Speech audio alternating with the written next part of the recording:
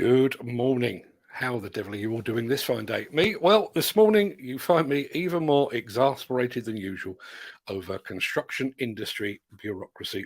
If you saw the thumbnail for today's show, you'll know that it features the back end of a horse. You're free to view that in either one of two ways. Either I'm referring to the horse shit that I was fed liberally yesterday, or you can read it as my frustration at having to deal with a horse's ass of an organisation. So, yesterday, I told you about the rumour that was circulating over the NFDC's apparent decision to terminate its membership of Build UK. I spent a large part of Tuesday afternoon trying and failing to speak to someone at Build UK to get this confirmed. I tried again yesterday before yesterday's show began, but to no avail. But eventually, I got a call back from a person whose job description is, with no sense of irony whatsoever, communications coordinator. I thought my question was pretty straightforward. Has the NFDC quit Build UK? And all I needed was a yes or a no answer. But this is Build UK, remember? So rather than shouting to one of his handful of colleagues and asking, have the NFDC jumped ship? He asked me to send him an email. For a yes-no answer, I said. Yes, he said. I realised at this point it wasn't going to be a simple answer, but I thought I'd take one final stab. So, if the BBC called and asked Build UK to comment on a catastrophe within the UK construction industry, would they have to put a request in writing? Yes, he said, without acknowledging for one moment how preposterous all this was. So, I put it in writing, and to save confusion and misunderstanding, I sent a single sentence. Can you confirm that the National Federation of Demolition Contractors is to terminate its membership of Build UK? As I said before, I would have been content with a simple yes or a simple no. Instead, I got this freshly tossed word salad served with a vinaigrette dressing on the side. We have proved in recent times that the industry is much stronger when all parts of the supply chain pull together, and it's always disappointing when a member is looking to consider its membership. Build UK has strong representation through the various layers of the supply chain, including demolition contractors within our membership. Any others that wish to have representation at the highest level are welcome to join us.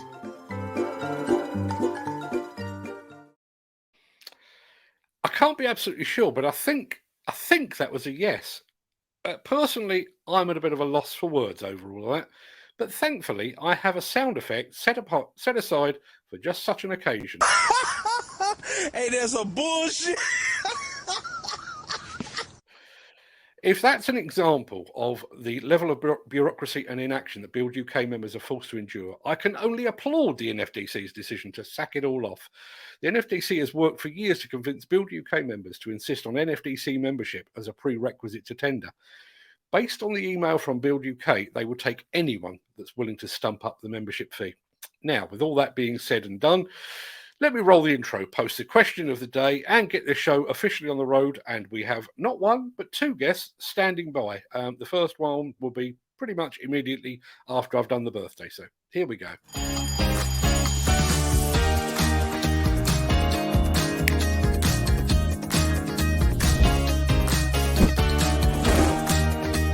Welcome to the Breakfast Show. I'm your host, Mark Anthony.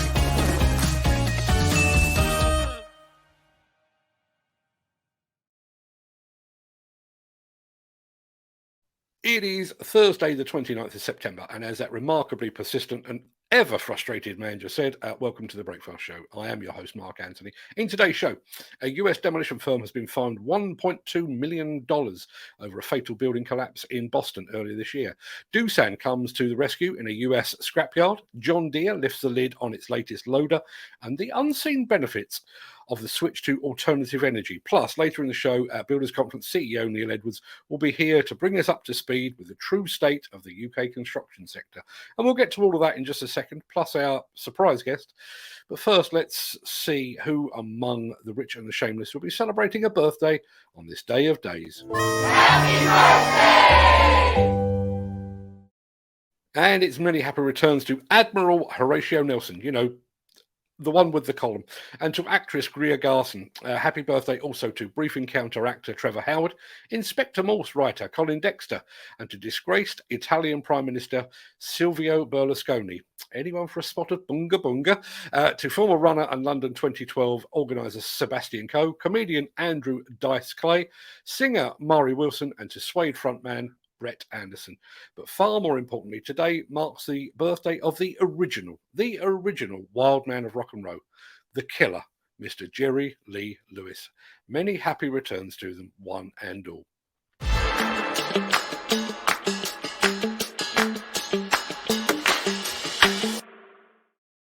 Now, I mentioned the fact that we have a surprise guest. He is waiting in the wings. I can see him now. So without further ado, I'm going to throw over to Mr. Peter Haddock, and he's going to tell me exactly where he is and what he's up to. I hope. Morning, Peter. Hi, Mark. How are you today? You all right? Not bad at all. There's a familiar face in the background there.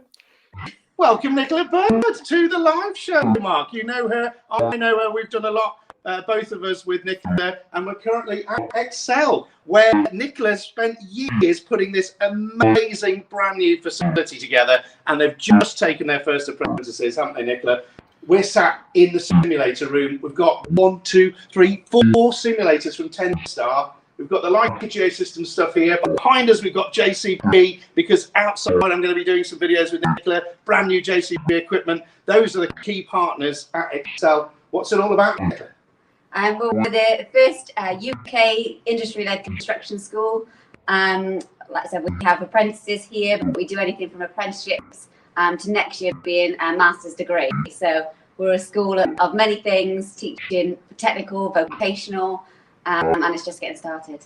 And Mark, I've walked around today. It is like a hotel in here. It's just like a conference centre. It's not a training facility, surely, for people in diggers and things like that. We've created this space, and it's got murals all over the walls as well, to be that kind of cool place to be, haven't we?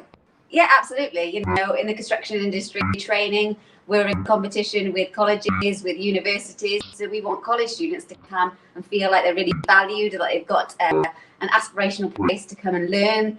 And that's why Excel has been created as it is, because we want that also, that mix of corporate, that big brand which people can be associated with. So it's important that they have somewhere nice where they can learn that nice environment.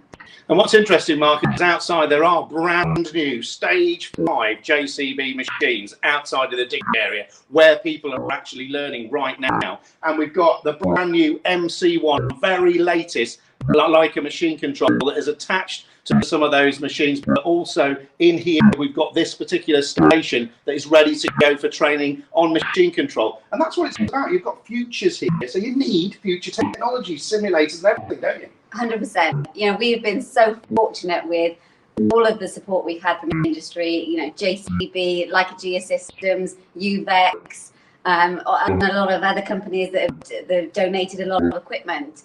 And we wouldn't be where we are today without their support. But it's this huge investment from them, a huge investment from us to create this place. So we literally are doing it in major collaboration with industry and education to accelerate the skills we need in the next 10 to 15 years.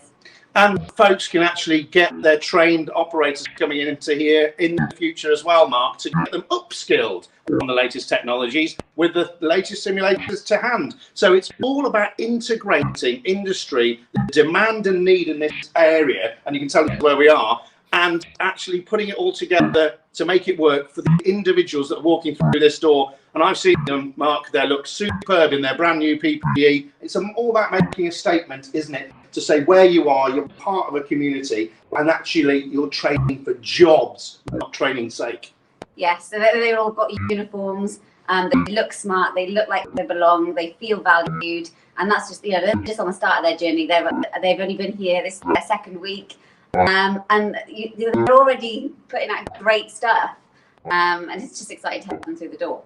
So that's it. It's a community, but also it's about the community, as in our community, coming together, Mark, supporting something like this and getting all those people trained correctly in a safe way so that we can have the operators we desperately need, and then those site managers and everybody else that understand how technology and the latest Stage 5 equipment can benefit us all. Awesome stuff, Peter. Your audio is a bit sketchy today, but that hasn't stood in the way. And Nicola, thanks for being here. Peter, thanks for being here. Peter, where can we find out more? Obviously, you're going to be shooting a lot more video today. Where can people find that? Basically, they can find that on Content with Media on social media channels on Facebook and YouTube. They can also connect with me, Peter Haddock, at LinkedIn, and they can come to the Accel website. That's ACCXEL website, where they can find out all about Nicola and the team. Awesome stuff. You guys have a fantastic day. Enjoy yourselves. Hats off to both of you. Hats off to putting the Accel Centre in place. Peter, hats off for being the first down there with the new apprentices. Have a great day, and I'll see you very soon. Cheers. Thank you. Cheers. Right. That was a surprise guest. So let me just try and get this show back on the road with this.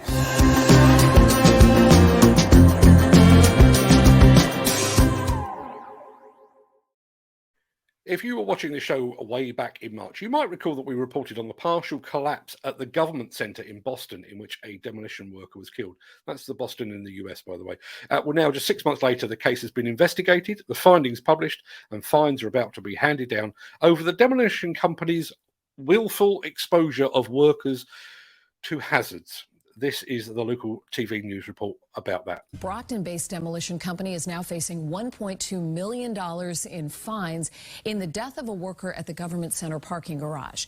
The Labor Department says JDC Demolition Company Incorporated seriously violated workplace safety standards. The company allegedly failed to properly train its workers on the demolition plan and the safety systems. 51-year-old Peter Monsini of South Easton died when several floors of that parking garage collapsed under him in March. OSHA says that same morning, another heavy equipment operator expressed concern about the safety of the 8th floor to a foreman there.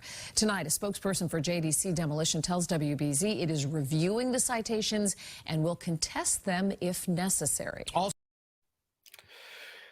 Think about that. Investigated and prosecuted in 6 months. Compare that to the near 7 years taken over the ongoing Didcot investigation and the 3 years so far taken over the ongoing Redcar investigation.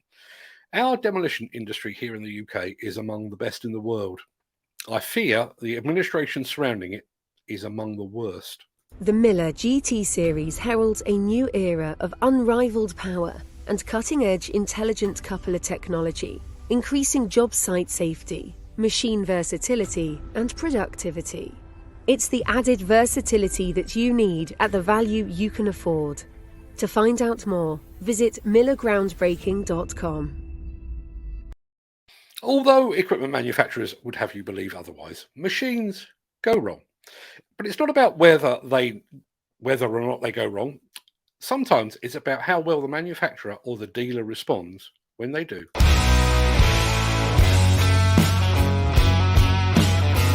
There was an issue with the programming on the shear when we had first gotten that for hydraulic function. There's some special valving you put into those shears. You're asking an awful lot when you're shearing out of a tool carrier. You're trying to put 120 gallon per minute at 5,000 psi at the end of that stick all the time. That's just asking a lot out of any machine. And we weren't getting the pressures and flows that we thought we should be getting. And just from a phone call, they were able to log into that machine, adjust up the pressures and flows. Something that we must have done when we were going through the computer. We must have changed something, and they were able to get it reconfigured over the phone, and 10 minutes later we're back in business. I used to work with a guy called Jack Shovel, ex-international harvester and a proper plant man. He always swore by the adage, the salesman sells the first machine, but the service department sells the rest. I still agree with that 100%. Since the finance bill came into effect in April, the construction industry has seen a surge of fuel thefts. The rising cost of living has placed an additional risk of theft by employees and contractors, as well as opportunistic thieves. By using diesel dye and placing warnings of its use, you are sending a clear message that this is your fuel.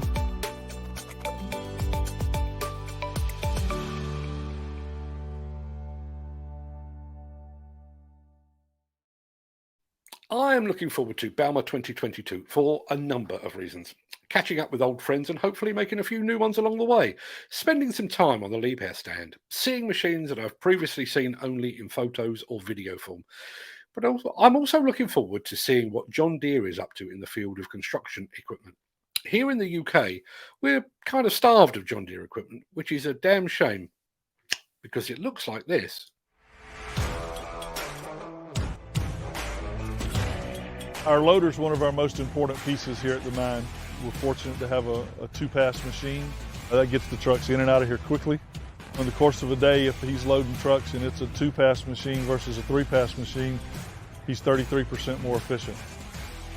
Compared to the older models, it has a lot of power. I noticed the difference as soon as I got in it and pushed into a pile. Normally, I have a little bit of a struggle getting into a pile depending on how heavy the rock is. And with that one, it didn't matter what size rock I pushed into, it went in like butter. The mines run a lot of hours. We run 12-hour shifts here, and we do run the equipment pretty hard. This machine keeps up with everything that I've put it through, and I put things through hell. The controls in the 904, they're actually really smooth. There's no stiffness to them at all. I mean, you can operate them with your fingers with no problem. The cab's really clean. It's laid out really well, and it's a very, very easy machine, friendly to operate. Not intimidating other than its size. It is a big machine. Our local dealer here, Dobbs, they keep up with all of our service intervals. Certainly made our life easier. We've tried to stay on the forefront with Deere and buying new equipment, keeping up with the technology, keeping up with the operator comforts. I think everybody will really enjoy the machine.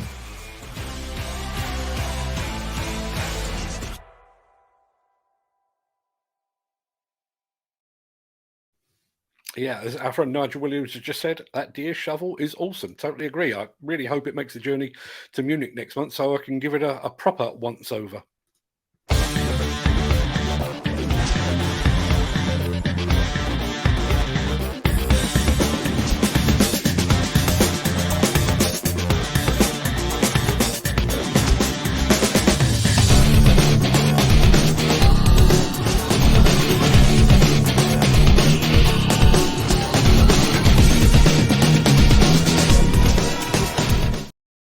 Yeah, it's almost time to welcome Neil Edwards on the show, but I've got one more thing that I'd like to show you. So here on the Breakfast Show, we talk a lot about energy and fuel. Most of the time, we're talking about the rising cost of fuel and where we might draw our energy and fuel from in years to come. I also know there's an ongoing debate about electric machines that are emission-free at the point of use, but which draw their power from less than clean and sustainable sources. But as you're about to see, there is another side to all of this. At the same time, the global demolition industry has benefited from the workloads involved in removing fossil fuel power stations from the landscape. The construction industry has spawned a whole new source of income, installing replacements for those fossil fuel monoliths of the past. The energy transition is one of the biggest challenges of our time. The tremendous power of wind plays a key role. In the history of any global challenges, ideas were the initial source of the solution. Turning the right idea into reality at the right time has been Liebherr's philosophy since the founding of the company in 1949. In the past, as in the future, ideas are the foundation for products which become an enhancement of the status quo. The latest enhancement is the most powerful crane Liebherr has ever built. A power to support the energy transition. The power of a heavy lift crane, HLC 295,000.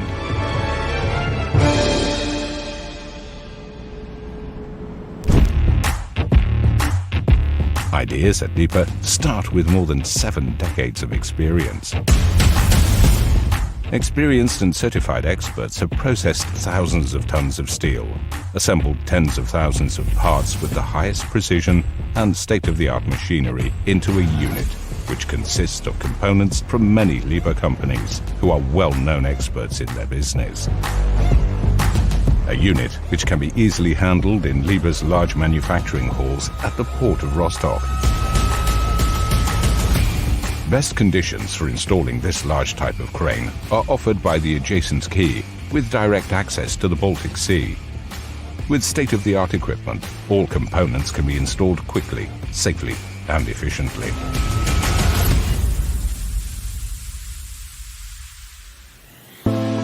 But the HLC 295,000 is not just any crane.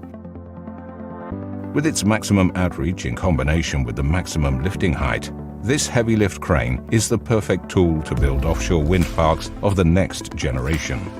Due to the maximum capacity of 5,000 tons, the HLC 295,000 is designed to lift large and heavy components for all kinds of operations in the open sea.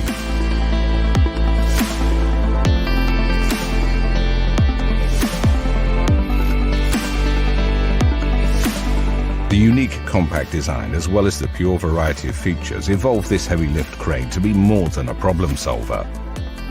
The HLC 295,000 is an enhancement of the status quo. It's the right idea turned into reality at the right time. It's the largest crane Liebherr has ever built. Powerful, versatile, fascinating. Just like the wind, its work is dedicated to.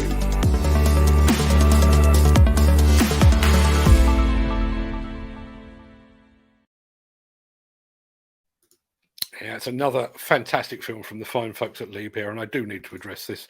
Tristan Mazer just said, I said this month ago, Mark is becoming a massive fan of cranes. I'm to thank for this. You're to blame for this. I don't know about thank, but thank you very much indeed, Tristan. Let me just get rid of that comment. We'll come back to all the comments after the show, as we always do. But it's time to press this button before we get our guest on the show.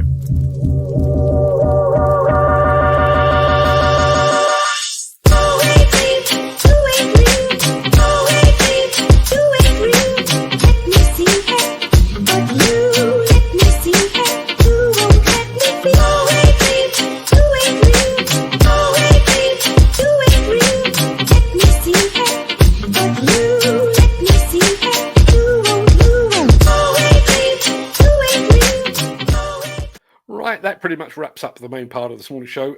I'm not going to be here in person tomorrow, sadly. You all know why, and we've had some very nice wishes out there. I am working away in the background to ensure that there is something new for you to watch in my absence tomorrow, so tune in if you'd like to see that. I'm going to roll the outro in just a second before leaping gazelle-like over into the chat to see what you're all saying today, and it has been one hell of a busy chat today. Not all of it directed at me, which is brilliant. Love to see that. If you can't stick around, then please stay safe. Look after yourself, your family, your friends, and your colleagues. Have a great day. Thanks for watching. Keep your pecker up about all things construction related. It may yet prove to be a blip. But if you do have the time and the inclination, I'll see you on the other side of this.